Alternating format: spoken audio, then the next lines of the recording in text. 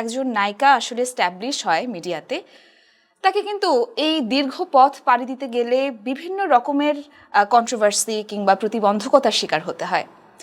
আপনি কখনো এরকম কিছু ফেস করেছেন এই 6 বছরের যাত্রায় ঢালিউডে, কিংবা সেটা হলেও কি করে ওভারকাম করেছেন, যদি কোনো শিক্ষণীয় লেসন থাকে? না, আমি এখন পর্যন্ত ওরকম কোনো কিছু পাইনি। কজ হচ্ছে আমার প্রথম সিনেমার যিনি ডিরেক্টর সুজন বড়ুয়া দাদা, উনি যখন আমাকে ইন্ডাস্ট্রিতে নিয়ে আসলেন, কাজ করা শুরু করলাম, উনি আমাকে নিজের মেয়ের মতো আদর করেন। ওনার ওয়াইফও আমাকে অনেক অনেক বেশি আদর করেন বলতে গেলে।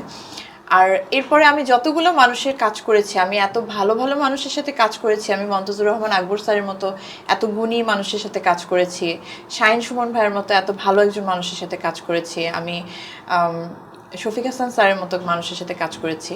সো এই মানুষগুলো এত ভালো ছিল, এত সাপোর্টিভ ছিল, তো মানে এত হেল্পফুল ছিল। সো এই জায়গা থেকে আসলে যদি কেউ আমাকে এই কোশ্চেনটা করে, এই কোশ্চেনটা মানে শুনতেই আমার কাছে বিব্রত লাগে।